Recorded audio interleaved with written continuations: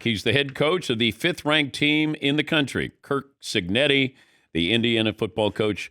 They got the win against Michigan. Next game, Ohio State. That will be not this weekend. They have a bye week, and then the weekend after that. How much did you celebrate on Saturday, Coach? Well, we had 18 people in the house. My youngest of three got engaged after the game on the field. So there was a lot of cause for celebration. And, of course, you know how it is. You get home after all that and watch a little football on TV. And by 8 o'clock, your bed is calling. Lights out. Okay. No, I think we made it to 10. Okay. What if you had lost? Was your son going to still get engaged? It was my daughter. Oh, your daughter. Yeah, we had with the groom-to-be, we had that discussion Friday night. I told him I was confident we would win. They had it set up on the scoreboard. I said, but if we don't, we'll get home and everybody will have a good time after a drink, and you got to do it. So it probably wouldn't have happened on the field, obviously. Fourth quarter got a little dicey there. Second half, really. I mean, we should have distanced ourselves in the second quarter. Went in with a 14-point lead, but we really had two opportunities to score touchdowns there. Misfired on a couple throws on one drive. Went for it on fourth, didn't make it. The next one, we made a play down to the one called for offensive pass interference. I didn't like that call at all.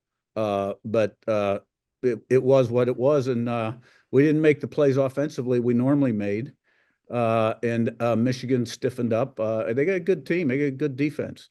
Our defense did a great job keeping them out of the end zone, and big punt return at the end of the game by Keyshawn Williams, and found a way to get it done. If you're going to be a championship team, you're going to go through a game like that where you just got to find a way to get her done.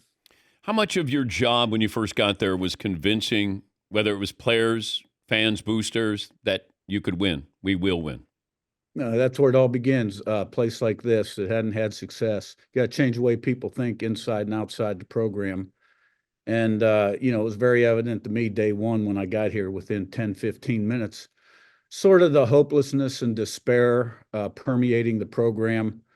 And then went up, talked to the Big Ten Network up in Indy around noon and could detect it a little bit there too. Come back, team meeting. You got 7 or 8 guys not here. By the basketball game that night at 7, I was pretty pissed. You had two worlds colliding. We'd won 5 straight championships, brought most of my staff, and then this other world that doesn't think can get it done. So, I had to get them excited, and I went out on a limb and said a few things. I haven't done that in the past. But I wasn't going to lower my expectation level. And I had to wake these people up and find out if the fan base was dead or just on life support, so to speak. And so approached this one a little bit differently. And, it all came together in December with 22 transfers, because we had 10 offensive starters in the transfer portal my first day here, half the defense. And I didn't know that when I took the job. So we had a lot of work to do. But I really felt in my heart like we flipped the roster, that signing date in December. And very optimistic about what we could get done. And, winter went well, spring went well, summer went well, fall camp. Still got to put it on the field. The Purdue sucks night, how did that go over at home? Well, I think my wife was in town still. Yeah, that was day one. It got people talking, a lot of social media reaction. And, I did it, and it came from the hip. Honestly, but I think it was a combination of just what I was feeling in the environment regarding the perception of Indiana football. And I wasn't going to stand for it because that's not what I was about. Well, if you would have said Ohio State sucks, that probably would have resonated a little bit better. Have you thought about saying that? Well, I actually did after I said Purdue sucks. I said, but so do Ohio State. Oh, that's right. I think it was hard to hear because of the crowd. That's where the tree branch got a little thinner. So you were out there all alone on that branch there. I was out there pretty good. Why did it take this long? It's like it took decades to become an overnight sensation, even though you had really great stop, James Madison. Everywhere you've gone, you've won. Why did it take this long to get into, I guess, major college football? Probably because of the path I took. I was hitting the big 5-0. I was with Coach Saban after my 4th year, and I was just done being an assistant coach. I always wanted to be a head coach. Wasn't a coordinator. Had been passed over a couple times, and wasn't going to be a 60-year-old assistant coach. So, I mean, I went to D2. I took big pay cut. I had 2 girls in high school, wanted to be doctors. I mean, I bet on myself. It was a huge risk. I woke up many a morning wondering what I did. But we had family in this particular town, Indiana, Pennsylvania. My wife's number 9 of 10, and my parents were still there. And, we were there 6 years, and, I didn't take that job thinking, okay, this is where I'm wanting to go. Now, at a young age, I always wanted to do it, and then we moved on to another place that had similar success to this one previously, turned that thing around real quick year 1. And then the JMU thing, and I was happy there. I'd been fine retiring there, good fan support, win a lot of games. Indiana called. I felt the commitment level from Scott Dolson, the AD, President Witten. They wanted to change this thing, and it was important that football be successful in this day and age because 90% of athletic revenue across the country comes from football now. And the Big Ten TV contract obviously caught my eye.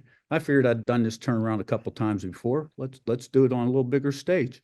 So I don't know why it took so long, but I really wouldn't change my journey for any other journey. It made me who I was and brought me where I belong. What's your favorite Nick Saban story that you tell? No, I probably couldn't tell that on air, but I learned so much. Wait. How is there a story about Saban that you, like something happened at the lake house or?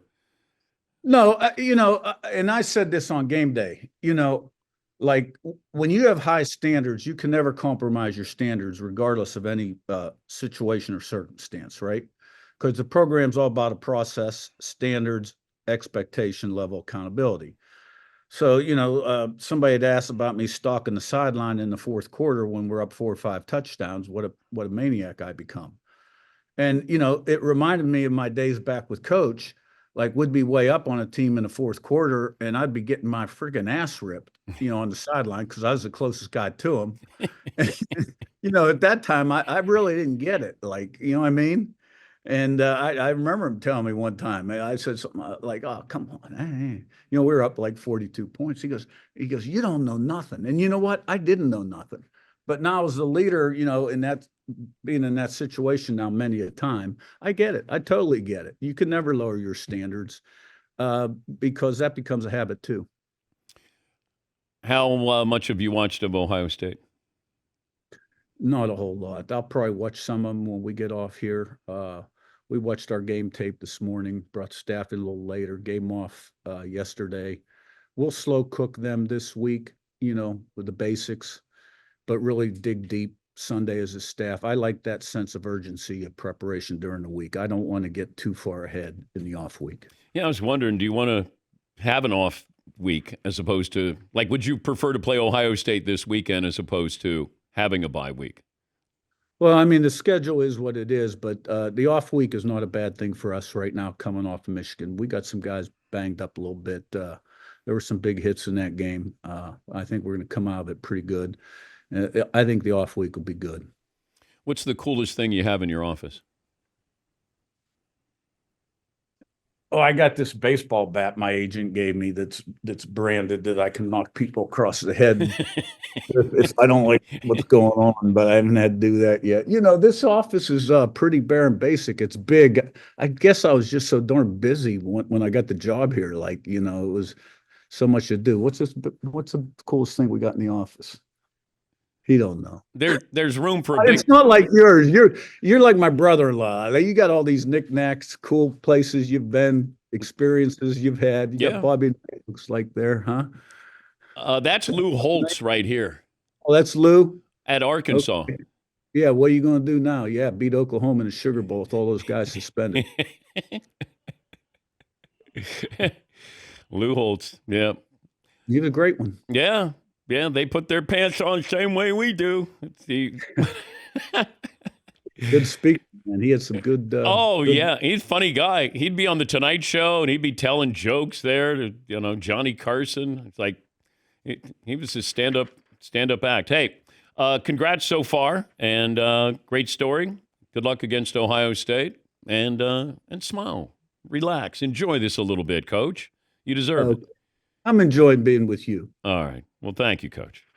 That's Okay. Curt Cignetti, the Indiana football coach. So they're undefeated. They're ranked 5th in the country. They squeaked by Michigan. They got Ohio State. Then they play Purdue after Ohio State.